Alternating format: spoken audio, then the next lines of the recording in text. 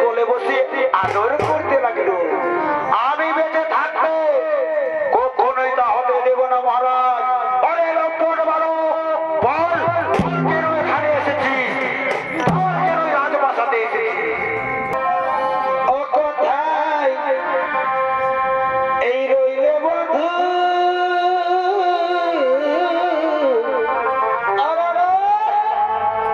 আরে তোকে আজি এমনে পড়েছে।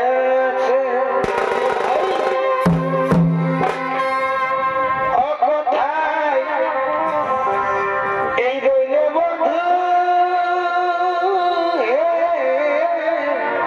ও তোকে আজি মনে পড়ে।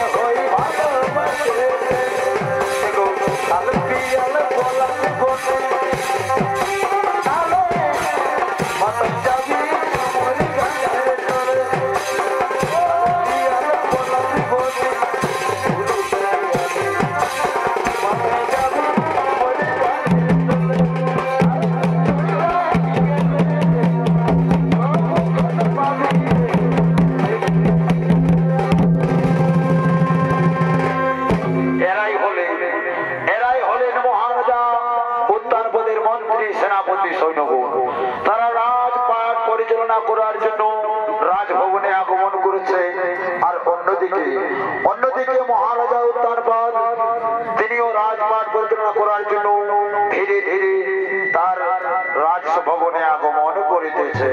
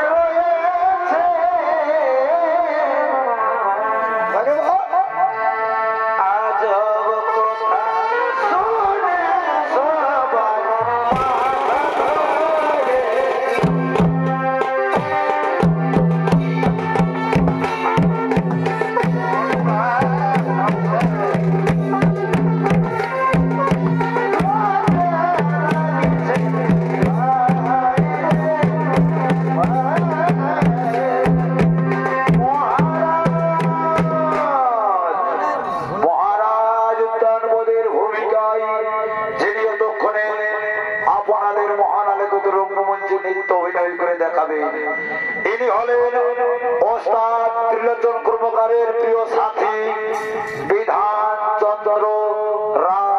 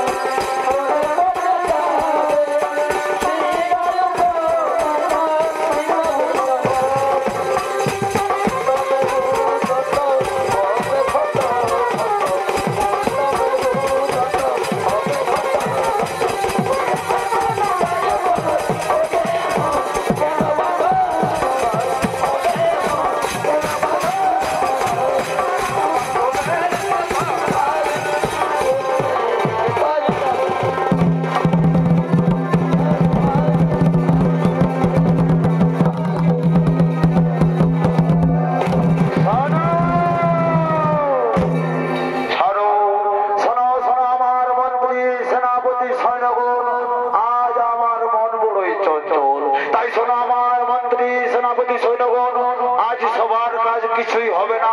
যাও যাও আমার মন্ত্রী সেনাপতি সৈন্যগণ, তোমরা সবাই নিজ নিজ গৃহে ফিরে যাও। তোমরা সবাই আমায় একটু একা থাকতে দাও, আমায় একটু একা থাকতে দাও, আমায় একটু একা থাকতে দাও।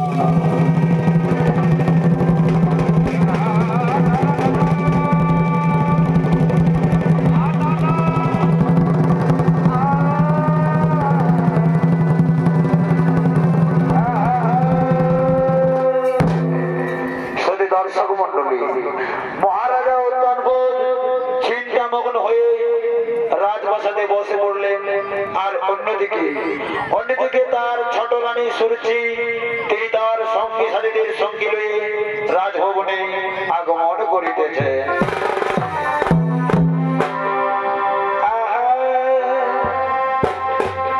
না না না, আর সহে না।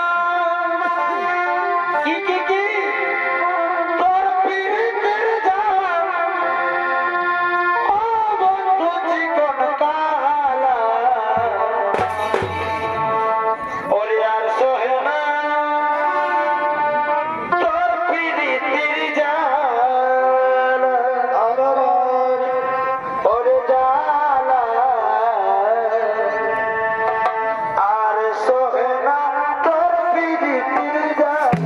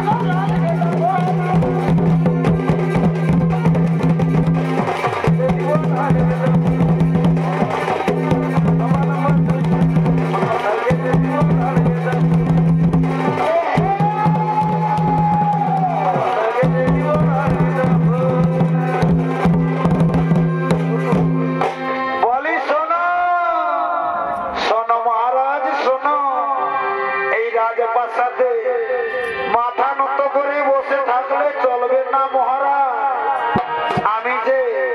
আমি যে তোমার কাছে একটি অনুরোধ জারি করতে এসেছি মহারাজ, একটি অনুরোধ জারি করতে এসেছি।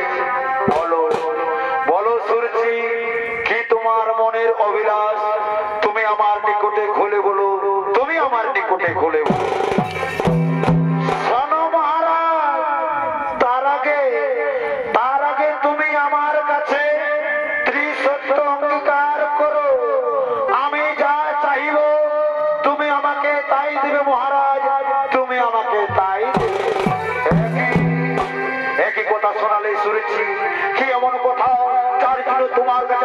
ত্রিসত্য অঙ্গীকার করতে হবে, যার জন্য তোমার কাছে আমাকে ত্রিসত্য অঙ্গীকার করতে হবে। হ্যাঁ মহারাজ, হ্যাঁ, আগে তুমি আমার কাছে ত্রিসত্য অঙ্গীকার করো, তারপর আমি আমার মনের অভিলাষ তোমার নিকটে করিব সমর্পণ।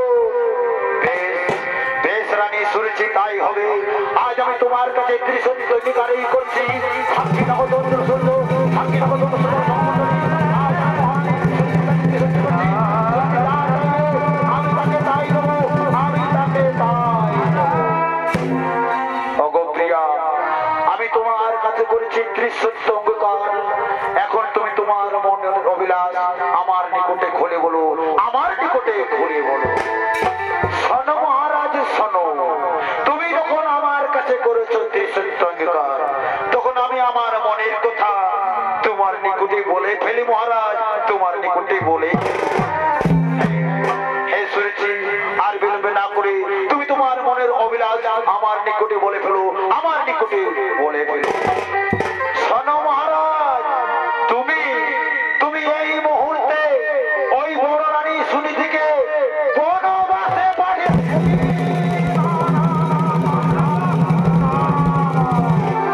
না, তা হই না শুনছি, তা হই না। কেমন করে আমি সুনীতিকে বনবাসে পাঠিয়ে দিব? তার তো কোনো দোষ, কোনো অপরাধ আমি দেখতে পারছি না। না না, তুমি আমায় কথা বলো না শুনছি, তুমি তোমার মনের কথা একই মহারাজ, তুমি যে আমার কাছে করেছো ত্রিসত্য অঙ্গীকার, তুমি যদি আমার কথা না রাখবে তাহলে আমার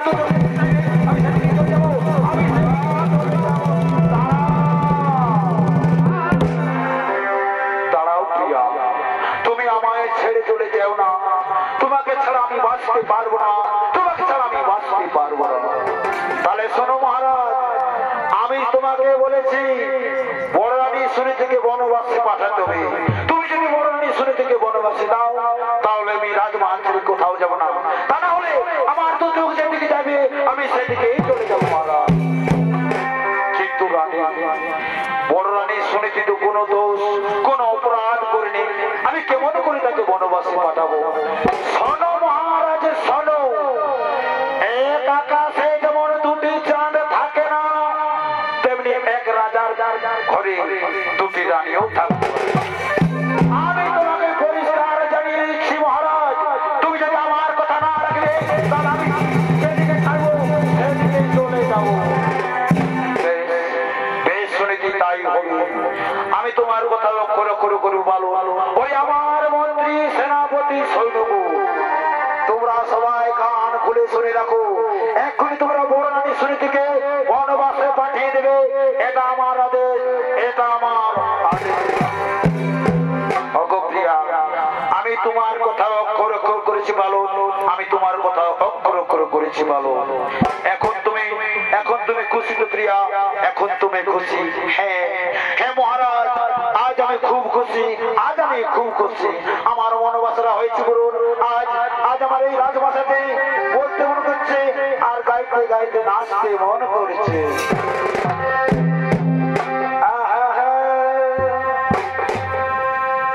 এগো তুমি কত সুন্দর, আর সে তো জানো না,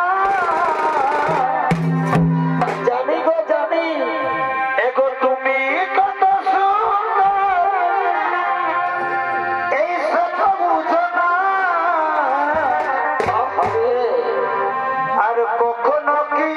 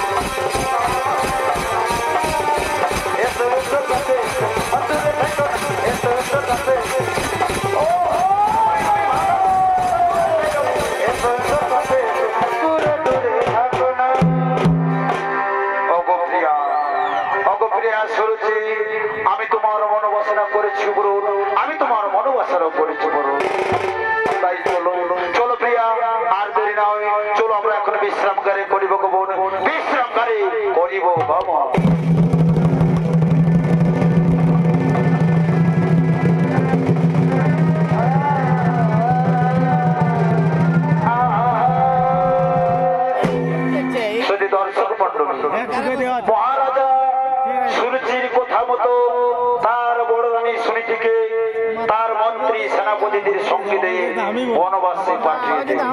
তাই হতভাগিনী সুনীতি আজ বনবাসে কাঁদতে কাঁদতে আগমন করিতেছে।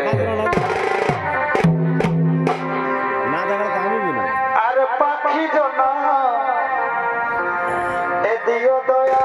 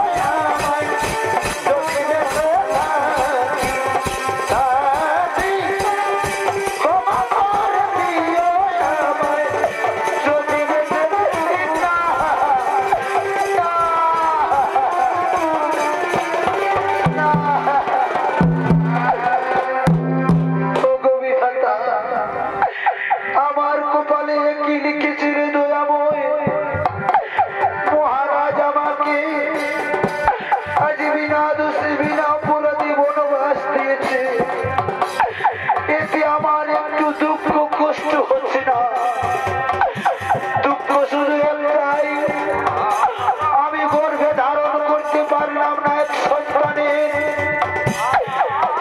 এই ত্রিসংসারের গর্ভধারিণী মায়েদের মতো আমিও যদি হতে পারতাম এক সন্তানের মাতা, তাহলে তার মুখ চেয়ে আমি সব দুঃখ যন্ত্রণা ভুলে যেতাম। দয়াময়, তুমি আমায় কত কষ্ট দেবে, আমায় কত কষ্ট দেবে। এদিকে এদিকে শুনেছি জঙ্গলে কাঁদতে কাঁদতে বসে পড়ে, এমনি ভাবে সে জঙ্গলে বাস করতে থাকে। দেখতে দেখতে প্রায় কয়েক বছর পার হয়ে যায়। আর ওদিকে মহারাজা উদ্যানপাল তার মন্ত্রী সেনাপতিদের সঙ্গে নিয়ে সেই গভীর জঙ্গলে শিকার করার জন্য আগমন করিতেছে।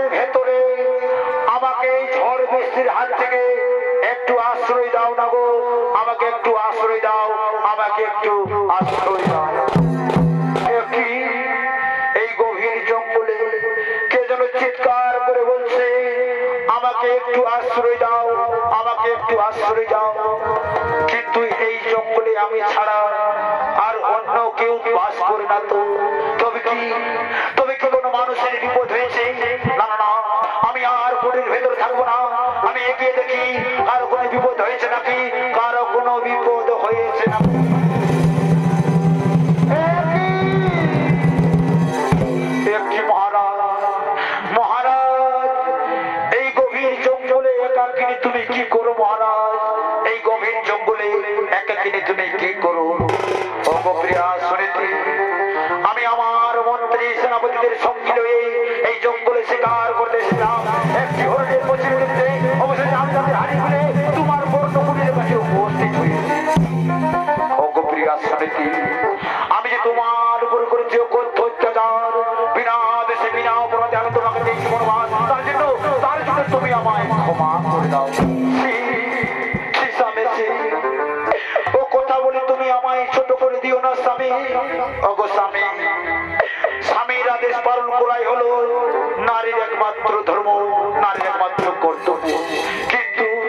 কিন্তু আমার স্বামী, আমি তোমাকে কোথায় বসতে, না যেমন রাজ সিংহাসন, না যেমন কুসুম সজ্জা। তাই এসো এসো মার স্বামী দেবতা, তুমি আমার এই পূর্ণকুটিরের ভেতরে এসো এসো এসো। আজ আমি আমার এই শাড়ির আঁচল পেতে দিই, এই আঁচলে বসে তুমি একটু বিশ্রাম নাও, এই আঁচলে বসে একটু বিশ্রাম নাও, বিশ্রাম নাও। একই শুনেছি, মনে হচ্ছে ভোর হয়ে গেছে। ওগো ওগো প্রিয়া, এখন তুমি আমাকে আসনকে বিদায় দাও, আমি এখন রাজমহলে ফিরে যাই, আমি এখন রাজমহলে ফিরে যাই। ওগো স্বামী, ওগো স্বামী, যাবে যদি যাও, আমি তোমাকে বাধা দেব না স্বামী, আমি তোমাকে বাধা দেব না। কিন্তু স্বামী, তুমি কি জানো, আজ আমি ঋতুমতী, তাই শুভক্ষণে শুভলগ্নে তোমার সঙ্গে হইল আমার মিলন। তাই তোমার ওরসে আমার গর্ভে যে সন্তান জন্ম নিতে চলেছে, সেই সন্তান যেন কোনদিন চারজ সন্তান বলে অপমানিত না হয়। দুঃখ করো না, দুঃখ করো না রানী, তোমার গর্ভে যে সন্তান জন্ম নিতে চলেছে, সেই সন্তান আমার অরসজাত বলেই ঘোষিত হবে এই অবনে মণ্ডলে। এখন আমি আসি প্রিয়া, এখন আমি আসি, বিদায় বিদায় বিদায়।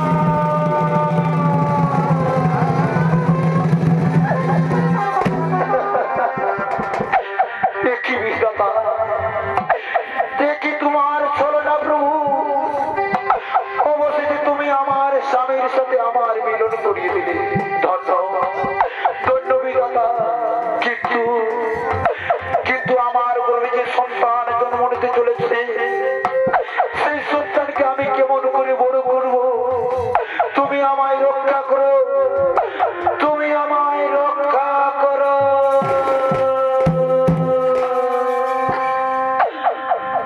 ওরে কলমে নাই কালি, আর আমার কপালে একই লেখা সিঁড়ি রে। হায় হায় কলমে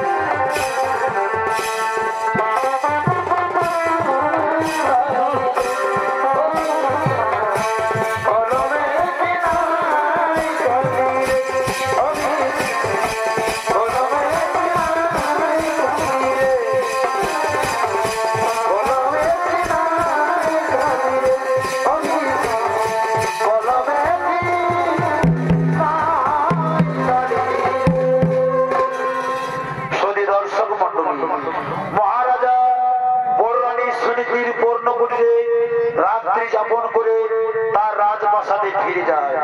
এদিকে শুনেছি রাজার ওরসে এক পুত্র সন্তানের জন্ম দেয়, সেই সন্তানের নাম রাখে ধ্রুব। ধ্রুবর বয়স আজ 10 বছর পূর্ণ।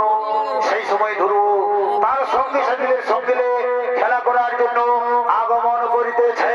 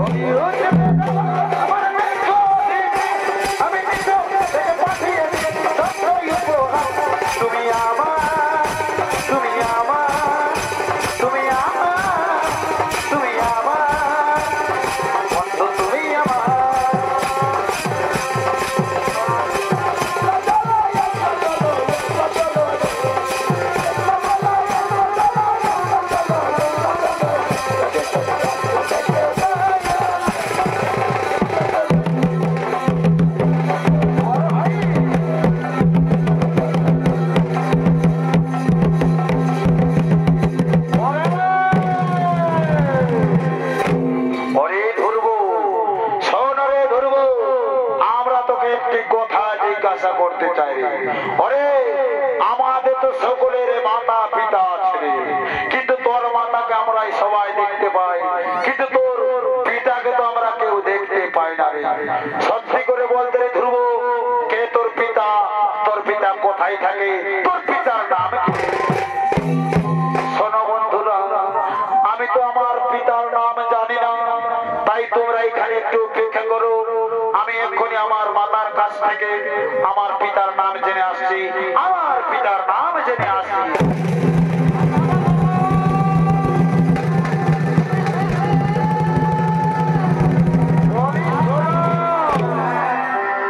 শোনো আমার বন্ধুরা, তোমরা আমায় বলেছিলে আমার পিতার নাম কি, আমার পিতা কোথায় থাকে। তাহলে শোনো শোনো বন্ধুরা, আমার পিতা হচ্ছে এই রাজ্যের মহারাজা।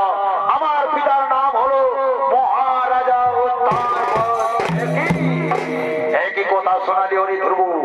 তোর পিতা যদি এই রাজ্যের মহারাজা হয়, তাহলে তাহলে তোর মাতার পরনে ওই রকম ছিঁড়া বস্ত্র কেন রে ধ্রুব?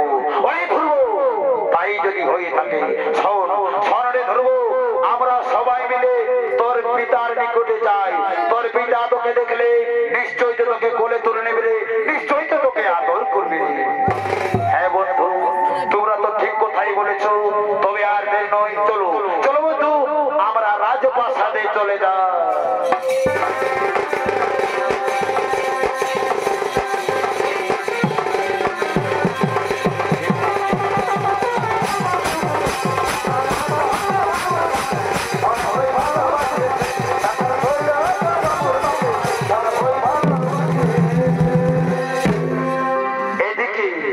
এদিকে ধ্রুব তার সঙ্গী সাথীদের সঙ্গে লয়ে রাজভবনের দিকে ছুটে গেলে, আর অন্যদিকে মহারাজ উদ্যানপদ এবং তার ছোট রানী এবং তাদের আরো সন্তান উত্তম তারা একসাথে রাজভবনে আগমন করিতেছে।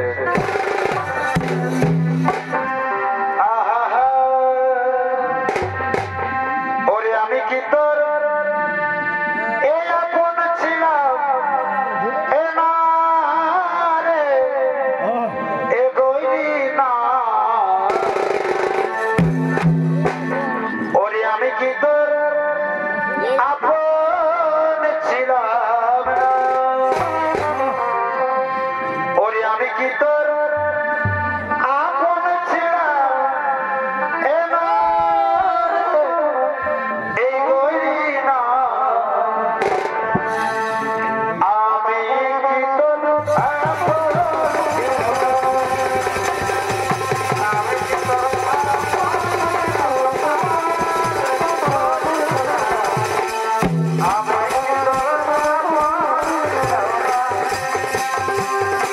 ছোটবেলায়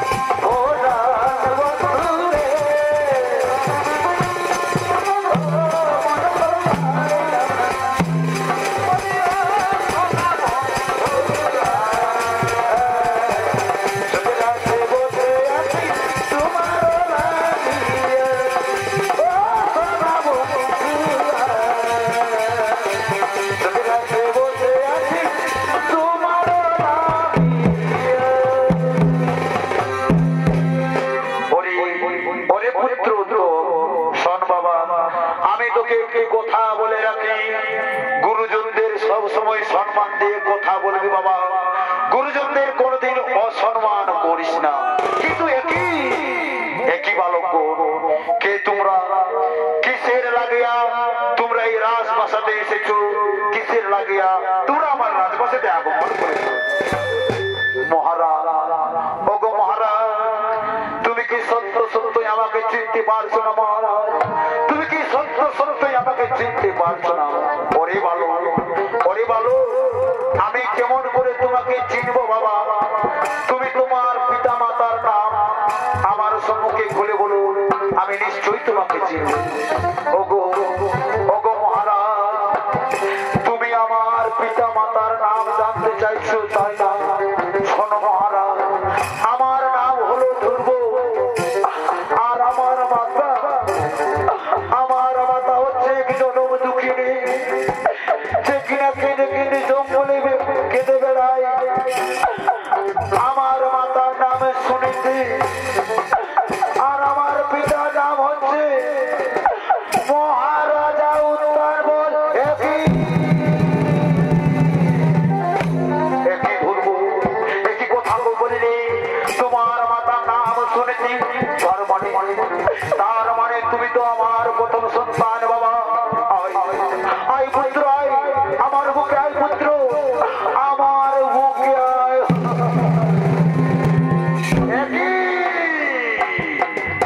একই মহারাজ, কোথাকার থেকে জঙ্গল থেকে এক ভিখারির বাচ্চা এসে তোমাকে পিতা বলে ডাকলো, আর তুমি তাকে বেশ কোলে বসিয়ে আদর করতে লাগলো। আমি বেঁচে থাকতে কখনোই তা হতে দেব না মহারাজ। অরে লম্পট বালক, বল কেন এখানে এসেছিস? কেন রাজবাসাতে এসেছিস? মাগো, তুমি আমায় ও কারণে কেন মারছো মাতা? আমি এই রাজবাসাতে এসেছি মাতা আমার পিতৃ পরিচয় জানার আশা। পিতা আমায় কোলে তুলিলে এতে আমার দোষ কিসে, কোথায় মা? এতে আমার দোষ কোথায় রইল? কি বলি লম্পট ভালো, দোষ দেখাবার ভান দেখাচ্ছি। ওরে তোকে আজ আমি ফেলবো রে।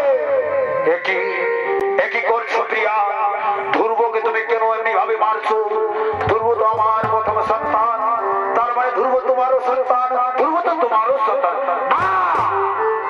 না মহারাজ, না, ওই দাসীর পুত্রকে কিছুতে আমি আমার সন্তান হিসেবে মানি না, মানে কখনো মেনে নেব না।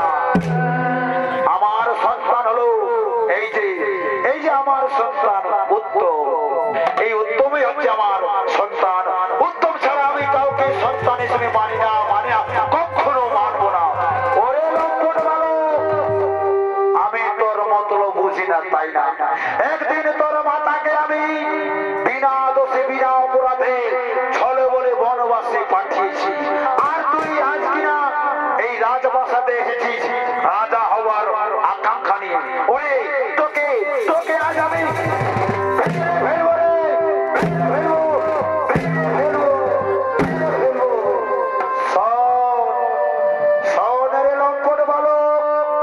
আমি যতদিন বেঁচে থাকবো এই রাজপ্রাসাদে আমার রাজত্ব চলবে।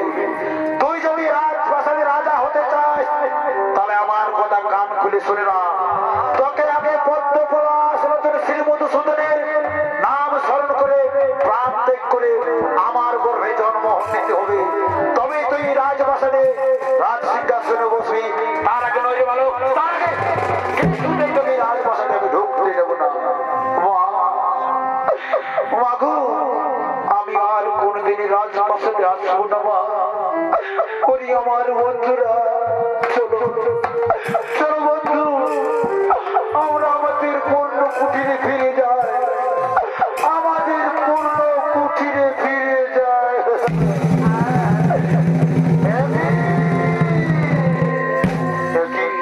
একই করলে রানী, ধ্রুবকে তুমি রাজপ্রাসাদ থেকে চাবুক মারতে মারতে দাঁড়িয়ে দিলে, ধ্রুবকে তুমি রাজপ্রাসাদ থেকে চাবুক মারতে মারতে দাঁড়িয়ে।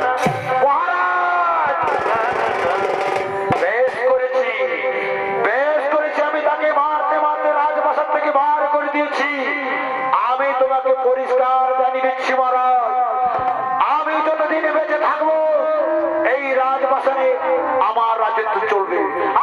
যদি আমার কথা না শুনবে তাহলে তোমাকে আমি ভার করে দেবো। শোনো মহারাজ, শোনো, অনেক হয়েছে, আর নয়। চলো চলো আমরা এখন শয়ন কক্ষে যাই। শয়ন কক্ষে গিয়ে আমি তোমাকে বেশ ভালোভাবে বুঝিয়ে দেবো।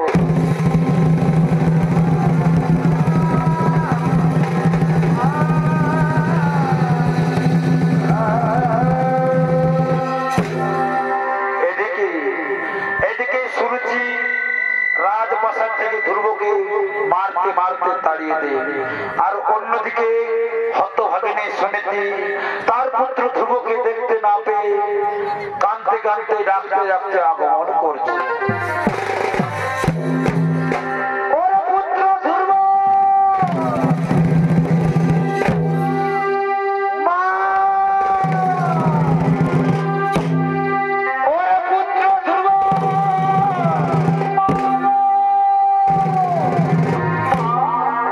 মাগো, ওগো আমার গর্ভধারিণী মাতা, ও কারণে কেন আমায় ডাক করো তুমি শরণ মাতা? বলো বলো মাতা, কিসের লাগিয়া অসময়ে তুমি আমায় ডাকছো মাতা? এই তো আমি তোমার কাছে এসেছি মাতা।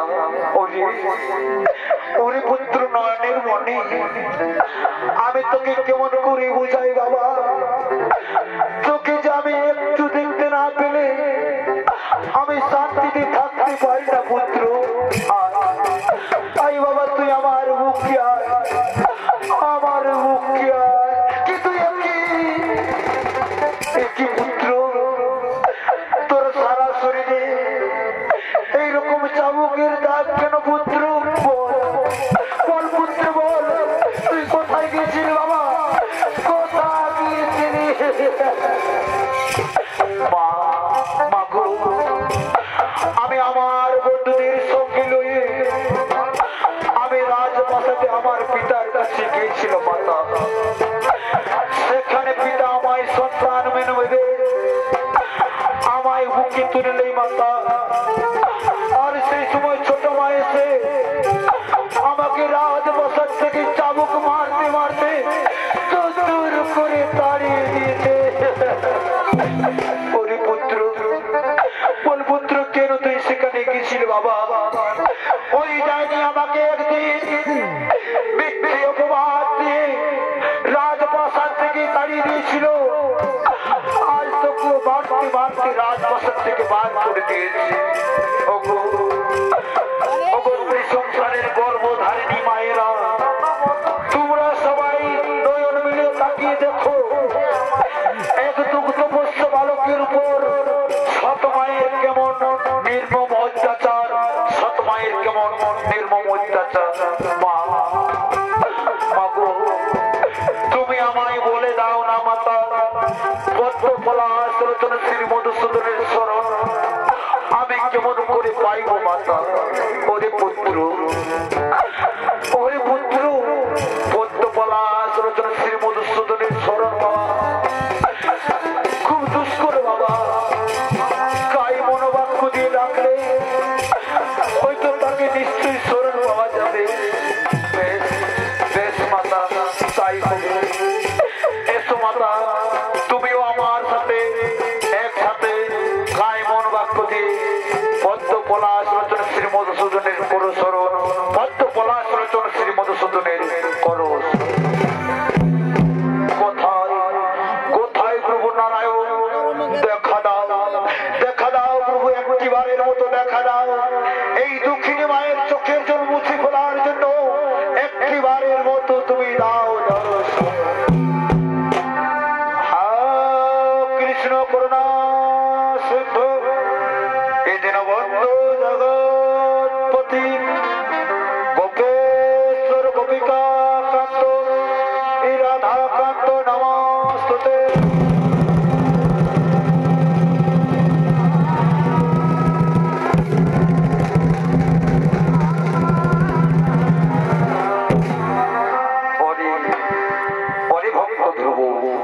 আমি তোমাদের ডাকে সাড়া দিয়ে তোমাদের সম্মুখে এসেছি। ওঠো অথ ভক্ত, তোমরা নয়ন মিলিয়ে তাকিয়ে দেখো, আমি তোমাদের সম্মুখে দাঁড়িয়ে রয়েছি, আমি তোমাদের সম্মুখে দাঁড়িয়ে রয়েছি।